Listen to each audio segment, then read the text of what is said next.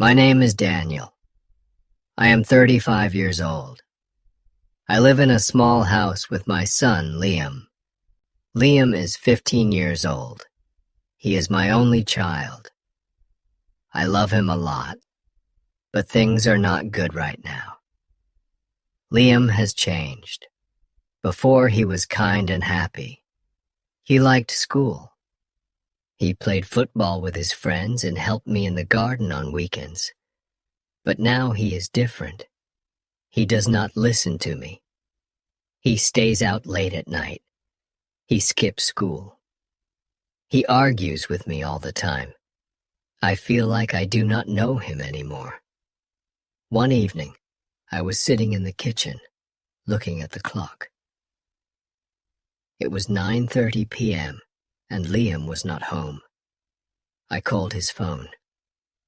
He did not answer. I called again, but still nothing.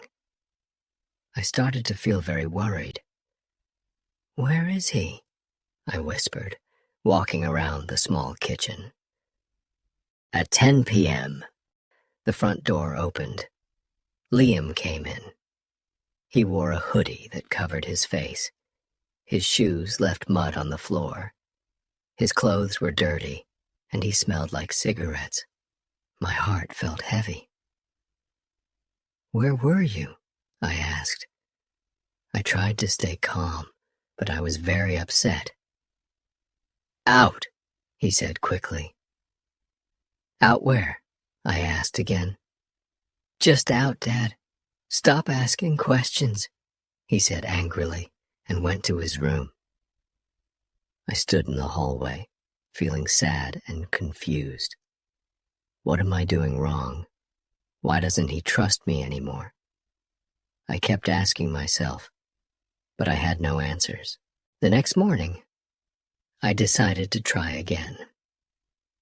"Liam," I said as he poured cereal into a bowl, "we need to talk." "About what?" he said quietly, without looking at me. "About you. About your life. I'm worried about you," I said, sitting across from him. "I'm fine," he said in a flat voice. "You don't need to worry." "But I do," I said. "You skip school. You stay out late. You don't tell me where you go or who you're with." Liam rolled his eyes and ate a spoonful of cereal. "I'm not a kid, Dad." "No, you're not a kid.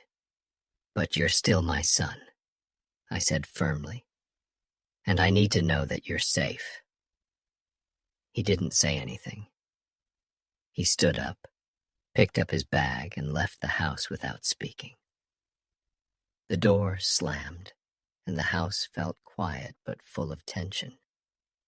I felt like I was losing him, and I didn't know what to do. That afternoon, I went to Liam's school. I talked to his teacher, Mrs. Carter, in her small, messy office. "Liam is a smart boy," she said, fixing her glasses. "But he hasn't been himself. He isn't doing his homework, and he missed 3 tests this month." "3 tests?" I said, surprised. Mrs. Carter nodded.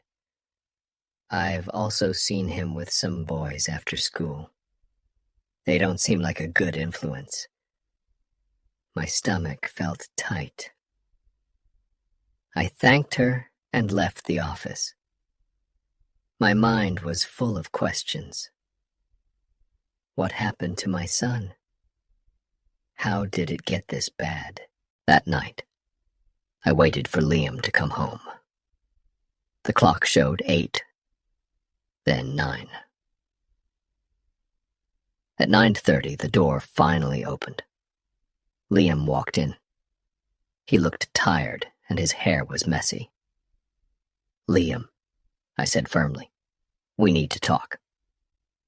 He sighed and sat down at the table, looking annoyed. "I know you don't like my questions," I started, "but I'm your father. I love you, and I want to help." "I don't need help," he said quietly, not looking at me. "Yes, you do," I said, leaning closer. "Mrs. Carter told me you missed your tests. She told me about the boys you're with after school." Liam's expression hardened. His eyes flashed with anger. "You went to my school? Why would you do that?" "Because I'm worried about you," I said loudly. "You're not the same boy you used to be, Liam. You're changing, and it's not in a good way." Liam stood up quickly, his fists tight. "You don't understand me, Dad. You'll never understand me." "Then help me understand," I said, almost begging. "Tell me what's wrong. Tell me why you're acting like this." But Liam didn't say anything. He walked to his room and slammed the door. The sound was so loud it felt like the whole house shook. I stood there, feeling like I had failed. That night I couldn't sleep. I lay in bed, staring at the ceiling, thinking about Liam. I thought about his mother. She passed away when he was 10. Her death had hurt both of us deeply. Maybe he was still sad. Maybe I wasn't doing enough for him. The next morning, I decided to try something different. I got up early and made breakfast. Pancakes, his favorite. When Liam walked into the kitchen, he looked surprised. "Morning," I said with a smile. "Sit down. Let's eat together." He hesitated, but then sat down. We ate quietly. I didn't ask him questions. Instead, I talked about work, the funny dog next door, and the movie I watched last night. Slowly, I saw him relax. After breakfast, I said, "Liam, I have an idea." "What is it?" he asked, sounding unsure. "Let's go fishing this weekend. Just you and me." "Fishing?" He looked at me with surprise. "Yeah," I said. "We used to go all the time. Do you remember?" A small smile appeared on his face. "Yeah, I remember." "Let's do it again," I said. "Just like before?" He nodded. "Okay."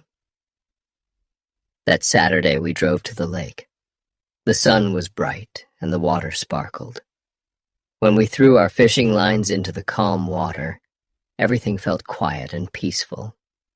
At first we didn't say much, but after some time, Liam started to talk. "I miss Mom," he said softly, looking at the water. "I miss her too," I said, my voice filled with emotion. "Sometimes I feel so angry," he said. "And I don't even know why." I nodded. "It's okay to feel angry, Liam. But you can't let it take over your life." He looked at me, his eyes showing how hurt he was. "I don't know how to stop. You don't have to do it alone," I said, putting my hand on his shoulder. "I'm here for you. Always." That day changed things for us. Liam started talking to me more. He came home on time, did his homework, and even apologized to Mrs. Carter for missing his tests.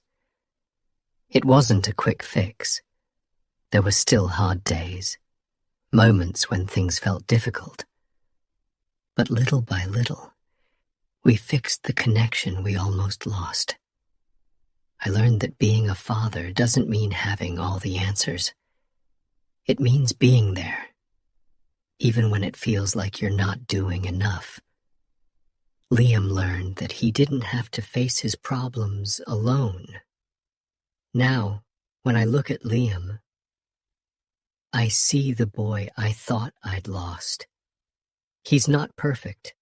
No one is, but he's trying, and that's enough for me. Because no matter what happens, I will always be there for him.